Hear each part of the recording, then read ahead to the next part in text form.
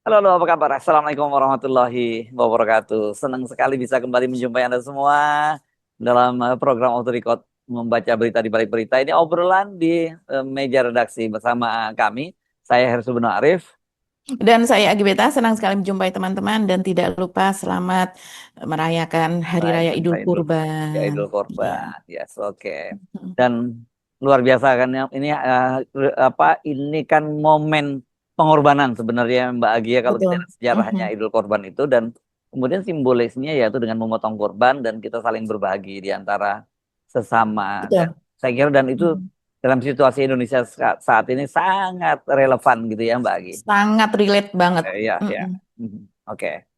Ya, ya, Mbak Agi, saya membaca dari kejauhan ya. Ini Mas Hersu, Ruki. saya pengen tanya dulu. Iya, iya, iya. Biasanya Mas Hersu di belakang itu orang jarang ya. Hmm. Background orang lalu lalang itu Iya, iya, jarang, sepi iya, iya. begitu. Iya, Ini iya. tampak rame Oh, banget tuh iya, ada. iya. Jadi sekarang hari ini memang bulan Mei Mhm. menjelang musim panas ini, di Boston ini memang musimnya wisuda. Saya kira di kampus-kampus Amerika juga musim Oh wisuda, ya. tapi Mhm. khusus untuk Boston ini kayak kan seperti saya bilang seperti kota pelajar kayak kota kayak Yogyakarta. Mhm. Bahkan jauh sebenarnya kalau dihitung-hitung kampusnya jauh lebih banyak dibandingkan dengan Yogyakarta ya. Ada saling Mhm. bergandengan gitu, udah ada Mhm. kampus-kampus dan banyak sekali kampus top ya di sini kan itu. Yang Mhm. paling top tiernya dua ya di sini itu adalah MIT dengan Harvard. Itu yang topnya, yang paling paling teratas, dan itu juga top dunia ya, bukan hanya di Betul. Harvard. Di bawahnya Mhm. ada Boston University, ada kemudian ada juga apa? Ada Tufts atau dan banyak lagi. Dan seperti saya pernah cerita juga, ternyata banyak sekali anak-anak Indonesia yang ada di sini. Nah, kemarin ketika graduation di Harvard University, saya hadir bersama dengan para graduation calon lah ya, sebenarnya tinggal upacaranya karena baru besok akan dimulai. Itu ketemu ada Anies Baswedan sebagai orang tua dari Iya. Mhm. putrinya juga ikut di wisuda. Dan yang menarik ada mantan Menteri Keuangan Hatip Basri. Hatip Basri itu Mhm. sekarang jadi dosen di sini di Harvard University. Dia di Hmm. istilah HKS itu ya apa, ke Kennedy School of Government Hmm, itu ya, Kennedy di School ya. salah satu banyak Mhm. tokoh-tokoh dunia yang sekolah di sini di Indonesia, orang seperti seingat saya Agus Harimurti Yudhoyono ya, lulusan dari Mhm. ini. Saya Iya. nggak tahu kalau kalau Pak Gita Wirjawan, saya nggak tahu apa ya dulu dari Pak Harvard. Gita Wirjawan kalau tidak salah juga di Harvard ya. Harvard juga. Tom Mhm. Lembong, nah Thomas Lembong itu Mhm. Iya, Tom Lembong undergraduate, di Harvard. dia S1-nya Betul. di sini. Dan yang menarik karena ini kan istrinya adalah Mbak Dana Iswara, masih ingat ya Mbak Agi ya, ini teman kita Mhm. dulu, dia presenter Penyiar Metro TVRI. TV ya, di Mhm. oh, bukan TVRI, di Metro TV juga ya, pernah di Iya, NTV, sesudah itu di Motor sana TV. juga. Dan kita berteman pada waktu itu dengan beliau itu ketika kita sama-sama kerja di Metro TV Mbak Agi. Jadi suasananya sangat menarik, dan memang ada semacam kegalauan juga yang melihat situasi di Indonesia karena anak-anak ini kemudian mereka semua pengen pulang ke Indonesia. Rata-rata pasti semua gitu. Ada bahkan ada satu anak muda, dia S1-nya di sini, dia ngambil, seingat saya kalau nggak salah tekniknya IT, dia di sini. Mhm. Dia sangat heroik, dia bercerita bagaimana dia ingin kembali ke Indonesia tapi dia gampang dengan situasi itu. Dan yang juga yang jadi kemarin yang jadi salah satu pusat perhatian tuh ada satu anak penjual nasi goreng dari Pandeglang, Mhm. Banten, yang itu sangat Mhm. terkenal sekali di sini karena dia bisa tembus ke Harvard, dia ngambil pendidikan. Dan anaknya memang begitu saya ketemu, ini anak ini positif sekali. Eh, jadi dia, Anda bisa lihat nanti video-videonya, itu memang dia sangat viral. Anak seorang penjual nasi goreng bisa tembus di Harvard, kampus top di dunia. Oke, kita itu selingan saja dengan cerita ini. Saya ingin kita ngomongin kembali ke Indonesia ya Mbak Agin. Mhm. Iya, situasi di Indonesia saat ini kalau dari apa soal politik begitu Mas Irsu sedang ramai. Ini kita yang ringan-ringan saja ya kita bahas ya. Hmm. Ini sedang ramai mengenai kunjungan Pak Prabowo beserta rombongan itu ke Perancis lagi. Oh, kalau nggak salah Pak Prabowo kemarin tanggal berapa? Tanggal 14 April ya sebelumnya ya ke sana, itu waktu ulang tahunnya. Dead call tadi bulan, Mhm. bulan April itu ya Mbak ya, tanggal 14 kalau nggak salah Kalau ingat. iya ya, kalau tidak salah bulan April ya. Jadi Ya. belum lama karena sepanjang tahun 2026 ini sudah 3 kali. Jadi hitungannya dalam 5 bulan Pak Prabowo sudah 3 kali ke Perancis begitu. Kenapa ini? Apakah akan menggeser porosnya dari Jakarta Washington dengan Jakarta Paris gitu Mbak Agi? Iya, saya sih juga tidak tahu pasti begitu agendanya Mas Hersul, karena biasanya agenda itu nanti akan diungkap oleh Pak Seskap, yaitu Teddy Indrawijaya. Tapi yang jelas, menurut Teddy, ini undangannya sudah dari sejak tahun lalu, dan ini adalah sebuah kunjungan kenegaraan. Hmm. Jadi hitungannya kalau yang kemarin mampir itu bukan kunjungan kenegaraan, saya rasa sih seperti itu Oh, ya, oh walaupun gitu. tetap bertemu dengan apa pimpinan Perancis gitu, walaupun Walaupun tetap bertemu sebelumnya dengan waktu itu presiden. malah delegasi resmi ke Bastille Day ya, itu hari Iya, kemerdekaan iya, betul. Perancis itu malah sampai rombongan banyak sekali defile-defile pasukan TNI yang ada di sana Iya, ya. Iya, oke. betul. Karena kita kan Pak Pak Prabowo menyumbang ya, menyumbang defile kan di sana Mas Hersu Ya, ketika ya, ya. itu begitu, dan kemudian Prabowo duduk di sebelah Macron begitu ya. Nah, ini adalah kunjungan yang ketiga. Apakah ini kemungkinan besar juga ada hubungannya dengan alutsista yang dibeli oleh RI, oleh pemerintah kita dari Prancis? Saya rasa ada hubungannya dengan itu. Dan kemudian biasanya kalau membeli dalam jumlah besar seperti itu kan memang rangkaiannya itu panjang ya, tidak hanya sekedar kita membeli, misalnya membeli pada tahun ini itu baru dalam proses, on proses, kemudian baru diserahkan pada tahun kesekian gitu, tahun keberapa, dan itu tidak biasanya tidak sekaligus juga diberikan, dan sementara itu juga ada pendidikan dari pihak TNI kita begitu ya, mungkin untuk mendapatkan pendidikan di bidang teknologi alutsista tersebut untuk perawatan apa dan sebagainya.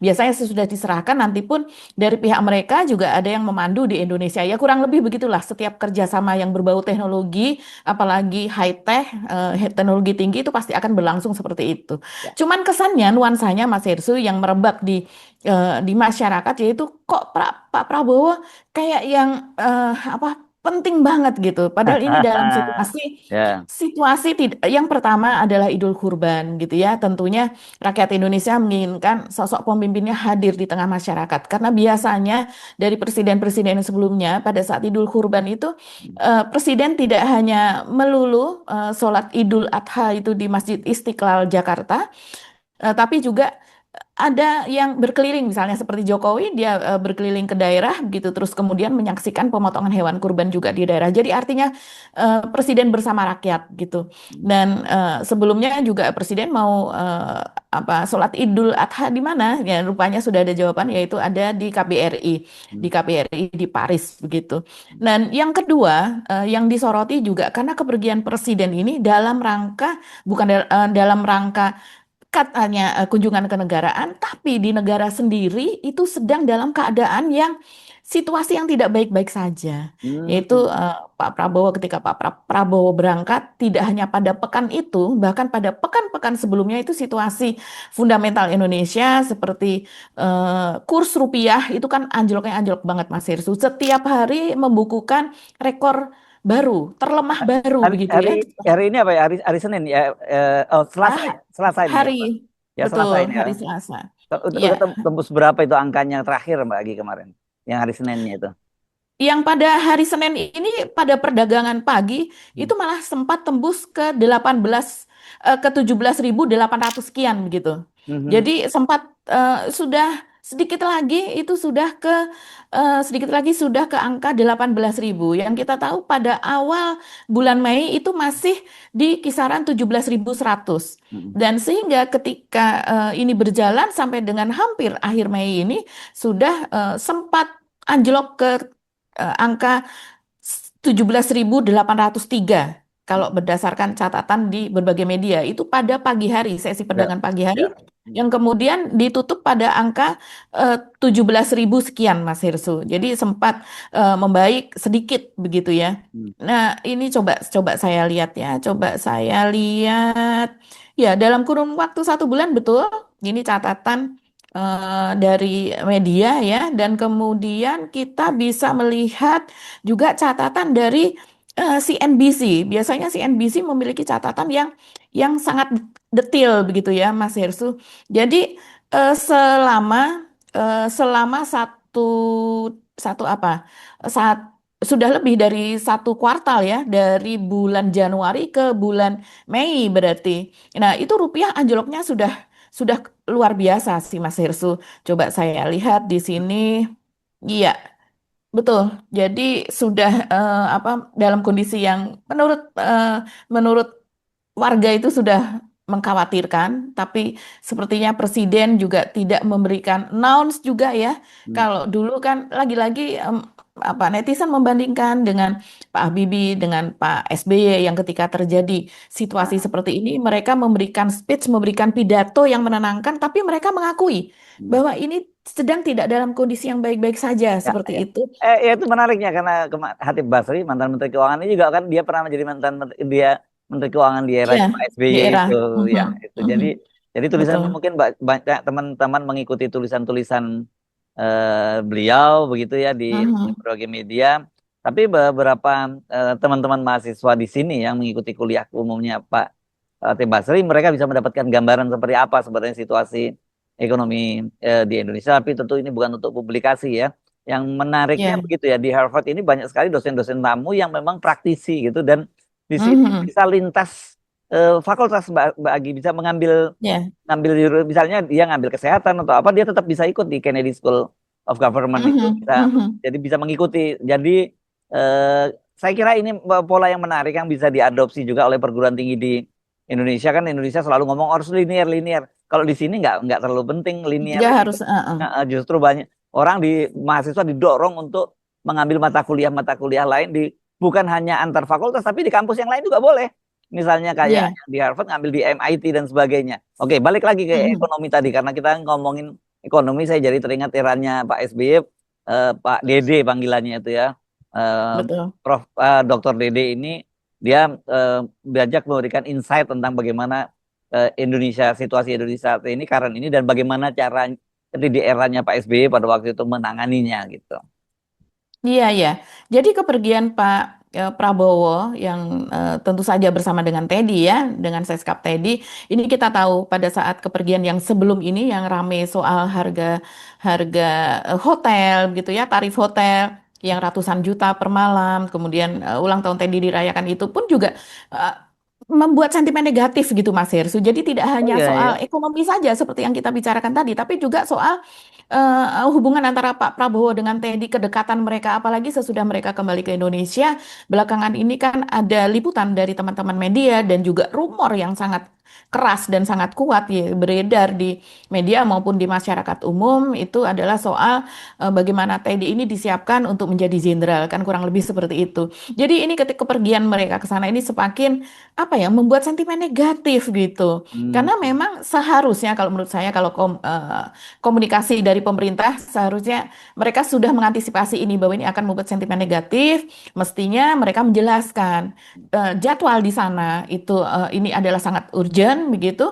Pertemuan dengan Presiden Prancis misalnya, pertemuan dengan para pebisnis di sana yang ingin berinvestasi di Indonesia dan sebagainya begitu. Mungkin perlu dijelaskan di depan, bukan sesuatu yang Ya, mengambang ya. seperti ya Betul. seperti halnya perusahaan apa BUMN yang baru dibentuk yaitu Danantara Sumber Daya Indonesia itu kan sempat membuat IHSG sempat membuat rumor yang kurang sedap begitu sehingga membuat IHSG Dan indeks harga saham gabungan itu anjlok Nah, begitu. Nah, sebagai rupanya itu orang tidak. yang biasa kita berpraksi dalam komunikasi, termasuk juga komunikasi Mhm. politik, sebenarnya cara yang paling mudah untuk menepis rumor itu ya dengan bicara secara terbuka, dibuka saja Betul. data-datanya ya Mhm. Mbak Agi. Jadi kita dorong pemerintah itu bicara kepada publik semacam public address itu, Mhm. bahkan kalau perlu secara berkala, para pejabatnya siapa yang misalnya kalau soal ini misalnya Menteri Keuangan atau Gubernur Bank Indonesia menjelaskan soal itu pada publik begitu, dengan terbuka saja. Memang tentu saja tidak bermaksud menakut-nakuti begitu, justru Mhm. malah rakyat tuh mesti disiapkan, jangan kemudian dianggap bahwa ketika Pak Prabowo misalnya menyampaikan, kan kemarin kritiknya keras sekali ketika dibilang bahwa orang di desa nggak pakai dolar, itu kan kritik terhadap Pak Prabowo sangat keras. Nah, Saya kira mungkin kalau kita ubah sedikit sekarang ya apanya strategi komunikasi dari pemerintah, apalagi kan sekarang ada Bakom, ada Mhm. Kemdikbud, ada penasihat komunikasinya presiden dan sebagainya. Cara yang paling mudah untuk menepis rumor itu ya bicara secara terbuka, honest, misalnya memang ada situasi seperti ini, tapi pemerintah melakukan langkah ini, rakyat sebaiknya juga melakukan langkah ini, mesti sepertinya seperti itu. Mungkin dengan begitu rumor tidak akan ini ya, akan eh, berkembang luas seperti sekarang ya. Karena kalau rumor Betul. itu dibiarkan di media sosial kan, ya kita nggak tahu namanya media sosial gitu. Apalagi kalau kemudian Mhm. namanya TikTok dan sebagainya, kan dia memang cuman sepotong-sepotong. Jadi dia tidak bisa memberikan penjelasan secara komprehensif ya. Gitu. Iya, iya, betul sekali. Dan ini menjadi, walaupun itu candaan ya, mungkin candaan ada, ya ada yang serius, yang betulan serius gitu. Salah satu yang saya tidak tahu ini bercanda atau serius, misalnya postingan dari Koni Rahakundini ini, seorang profesor yang dari Indonesia, pengamat militer begitu, Mas. Dia tentunya juga menduga pergi ke Perancis itu buat apa begitu. Tapi dia membuat postingan, misalnya di situ ada gambar, ada lagu sebagai background sound gitu. Itu lagu Love Story begitu ya, dengan gambar Prabowo dan Nah, juga Teddy menghadap ke ya, Menara Eiffel.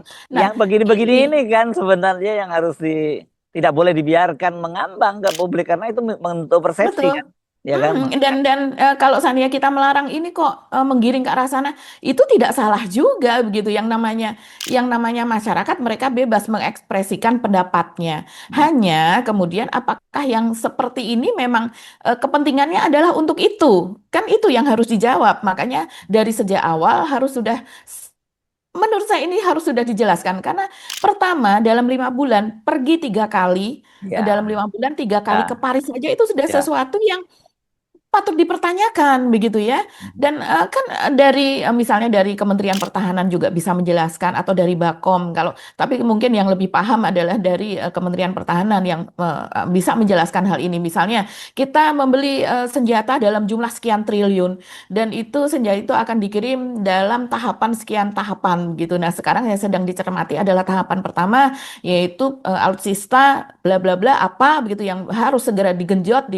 Kan kita tahu juga Mas Irsu, pesanan seperti itu bisa delay, dan itu sudah pernah terjadi begitu. Dan kemudian juga tahapan itu bagaimana dengan situasi keuangan kita, bagaimana kita bisa membayar sesuai dengan term yang disepakati, atau ke situasi keamanan kita yang saat ini kita sedang butuh dolar banget untuk membayar bunga dan utang, sehingga ini harus di split ke sana. Kita tidak tahu ya, ini saya hanya mengandekan seandainya terjadi seperti itu, maka kemudian perlu ada pembicaraan lebih lanjut gitu. Dan berikutnya juga netizen juga bertanya, kenapa Prabowo tidak percaya kepada Menteri Menteri Pertahanan dan juga kepada misalnya Panglima TNI atau kepada para penasehatnya dalam bidang militer Ya. untuk membicarakan itu di sana. Kenapa harus presiden sendiri yang membicarakan itu dan sebagainya gitu ya. Dan itu tercermin loh Mas Hersu dari berbagai komentar gitu dari masyarakat, netizen mengingatkan. Kalau saya melihat ini karena mereka juga sayang ya sama Pak Prabowo. Misalnya seperti ini, udah tahu rupiah melemah, malah ke luar negeri. Nah, ada juga yang mengatakan jalan-jalan terus, dolar udah mau 18.000. Iya, jalan-jalan itu kan dengan memakai dolar, nggak mungkin memakai rupiah. Ya, Mau ya. merayakan Idul Adha dengan suasana lebih romantis. Ya, bisa jadi ya dengan rombongan begitu, bertamasya ke luar negeri mulu, katanya efisiensi. Mhm. Nama Bapak ada di doa. Evil, I'm in Love. Oh, ini merujuk kepada sebuah film yang sangat populer yang puluhan Ya, tahun ya. yang lalu. Hmm. Efisien, apakah kamu bisa membaca, mengucap, memahami, dan melakukannya? Yes, oke. Part-time presiden and full-time traveler. Jadi Nah, ya, yang ya. Ya. full-time-nya jalan-jalan. Alangkah baiknya presiden sholat id di daerah sambil keliling biar dekat dengan rakyat. Oh, ini salah satu yang komentar terbaik nih. Seperti Ya, yang tadi kita katakan. ya. Siapa itu yang suka pergi-pergi ke luar negeri? Kok nggak ada beritanya di TV-TV nasional ya? Pergi senyap saja. Ah, ada kok beritanya. Ini Banyak. Kan banyak ini kok official beritanya. Anda tinggal lihat di apa akun channel officialnya Sekretariat Presiden juga ada itu kegiatan-kegiatan. Iya, dan biasanya diamplifikasi oleh TV-TV Ya, nasional begitu yang ya. seperti ini. Oke. Oke, saya kira sekali lagi kita minta agar kritik-kritik semacam ini ya walaupun ada yang sedikit ya rada-rada sedikit, ada yang nyerempet-nyerempet sedikit dan sebagainya. Itu namanya netizen dan dalam demokrasi ya seperti itulah memang yang terjadi, meskipun kita sendiri juga mendorong agar media sosial itu digunakan secara lebih bertanggung jawab gitu ya Mbak Agi, lebih kok kayak Betul. tukang Diji kita ngomongnya enggak, tapi memang kita mesti seperti itu. Kalau standar kita kan selalu seperti itu ya Mbak Agi, sebagai media kita nggak pernah memberitakan itu tanpa melakukan verifikasi terlebih dahulu, baru Mhm. kemudian kita menyimpulkan seperti itu. Oke, Mbak Agi. Ya. Jadi Mhm. eh, ya kita kita menunggu penjelasan sebenarnya lebih konkret dari Presiden, apa sih sebenarnya yang dilakukan oleh di sana, dan Ya. sebaiknya memang hal semacam ini kalau Menteri Pertahanan yang menjelaskan, atau setidaknya Menteri Sekretariat Negara lah yang Ya. menjelaskan itu Mhm. ya Mbak Agi, lebih Menteri Luar lebih Negeri juga Menteri bisa. Luar Negeri. Mas Ya. Ersu, ini ada satu lagi ya. Ini yang menarik ini dan sedang rame juga. Ini masalah ketidakpercayaan loh kalau seperti ini kalau saya lihat ya, Apa itu? yaitu Apa itu? soal kurban dari Pak Prabowo, yaitu sapi kurban. Pak Kenapa Prabowo emang? kan menebar, ya Pak Prabowo menebar sapi kurban Hmm. itu sebanyak 1098 sapi, Mas Ersu, sapi yang besar-besar ya. Kabarnya minimal beratnya itu 800 kilogram sampai dengan 1 ton loh. Malah ada yang mengatakan sampai dengan 1,2 ton kurang lebih begitu ya. Hmm. Ini dan ketika ini Pak Prabowo beberapa hari yang lalu kan itu menyerahkan ini ya Hmm. sapi-sapi kurban ini dan sepertinya ini sebetulnya biasa. Hmm. Presiden-presiden yang lain juga melakukan ini begitu. Tapi kemudian sekarang ini kok buzzer juga hampir sama seperti Jokowi loh di zaman Jokowi. Hmm. Buzzer yang kemudian orang mengidentifikasi sebagai buzzer pemerintah atau buzzer pendukung Prabowo itu Hmm. masif sekali. Jadi kemudian akhirnya dijelaskan dan itu mengglorifikasi bahwa itu Pak Prabowo sangat baik hati memberikan kurban gitu dari upayanya sendiri, dari dananya sendiri Oh, kurang dan lebih seperti ini itu dana gitu. pribadinya Pak Prabowo, bukan dari Nah, pemerintah. itu yang dikatakan oleh buzzer, oleh Oh. mereka yang mungkin ini sebetulnya karena ada seperti ada tweet wars, kalau zaman dulu kita sebutnya itu ya kalau di X begitu, dan juga ada di Instagram, ada di FB apa dan sebagainya. Yang namanya rakyat ini sekarang pembelahannya makin kencang, Mas Hersu, makin Hmm. makin dalam, sehingga hal yang seperti ini aja mungkin mereka tidak bermaksud itu begitu. Hmm. Tapi mereka mengglorifikasi bahwa untuk menaikkan citra Pak Prabowo, kalau saya sih melihatnya seperti itu, sehingga mereka membuat narasi bahwa betapa baik hatinya Pak Prabowo sampai ribuan Ah. ditebar gitu.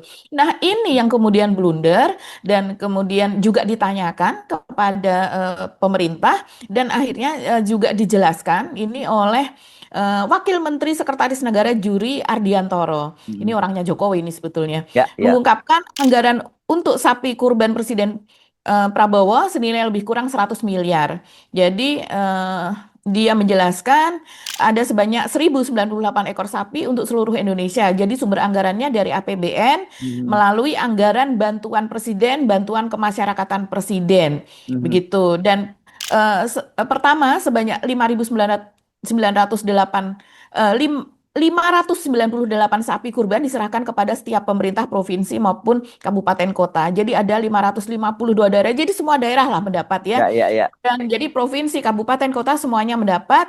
Tapi dan dibelinya dari peternak lokal, tapi tidak semua peternak lokal di situ ada memiliki Hmm. sapi lebih Ya. dari 800 kilo per ekor. Jadi kemudian ada yang mendapatkan 2 ekor untuk satu kabupaten atau kota misalnya seperti itu. Dan ini dilakukan di masa Pak Jokowi juga begitu ya. Saya rasa Ya, juga ya, semua di presiden masa melakukan. SBY juga, Ya, ya, iya, karena memang Presiden memiliki anggaran dana ya. untuk kemasyarakatan, Yes, dan begitu jangan ya. diglorifikasi, tapi yang kita minta itu ya jangan kemudian mengerahkan buzzer. Tapi saya nggak yakin ini program pemerintah, pasti ada orang-orang seputar ya Pak Prabowo atau siapapun yang ingin cari muka pada Pak Prabowo, sehingga kemudian melakukan glorifikasi, dan ini menjadi backfire dong jadinya malahan ya. Karena itu Iya, dan ini masalahnya jadi backfire itu Mas Hersu. iya kan. Dan Ya, setiap unggahan berita yang biasa-biasa saja sebetulnya dari media nasional, media lokal, dan juga seperti misalnya podcast seperti kita, kemudian mengomentari setelah tahu bahwa itu adalah anggarannya dari APBN, ini kan rakyat tidak banyak yang tahu begitu ya. ya. Mereka akhirnya komentarnya seperti ini, milik rakyat karena pakai APBN, enak aja milik presiden, nggak ikhlas gue disebut milik presiden. Ya, ya. Tolong Itu. ganti ya.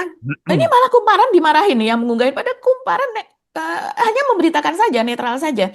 Malah dibilang tolong diganti ya kumparan.com ini milik rakyat karena membeli dengan uang APBN. Wow, stop bilang itu punya presiden. Yes. Sapi APBN, milik APBN. Rame sekali. Ini Ya, ini yang begini-begini. satu unggahan bisa ratusan sampai ribuan komentar seperti itu. Nah, ini nggak boleh terjadi lagi ya. Kan kita kemarin kita selalu nyatakan bahwa karena bagaimanapun juga kita kan cukup kenal ya Mbak Agi sebenarnya dengan Pak Prabowo ini ya Mbak Agi. Kita tahu Hmm, bahwa Pak Prabowo itu bukan tipikal seperti itu kan. Sama juga kita ketika membaca soal betul. Pak Amin waktu itu dengan Teddy yang kemudian ada relawan juga yang mau melaporkan kan kita bilang Pak Prabowo kan Hmm, seperti itu. Tapi kalau kemudian muncul kasus-kasus macam ini orang akan bilang apa bedanya dengan Jokowi dong nanti begitu. Dan kalau betul. saya tetap aku yakin itu bukan dari Pak Prabowo, Iya, tapi ini ada cara orang, membungkus. yes, Cara ada orang. membungkus dan mencitrakan Pak Prabowo ini nggak benar nih kalau seandainya ini memang digerakkan ya, buzzer yang mengglorifikasi itu. Oke, oke Mbak Agi, sekali lagi selamat merayakan Hari Raya Idul Kurban. Mudah-mudahan pengorbanan kita semua itu. Tapi kalau Mhm. korban perasaan saya kira termasuk nggak di liar kayak enggak. Korban kalau bagi yang berkorban maupun yang tidak, saya kira yang penting penting di situ adalah keikhlasan. Ya, adalah Betul. kita akhiri perbincangan kita kali ini, Mbak Agi. Kita ketemu Mhm. di episode berikutnya. Nah, kami mohon pamit. Saya Harus Arif. Dan saya Gibeta, terima kasih atas perhatian teman-teman. Tetap salam akal sehat. Wassalamualaikum Waalaikumsalam. warahmatullahi wabarakatuh.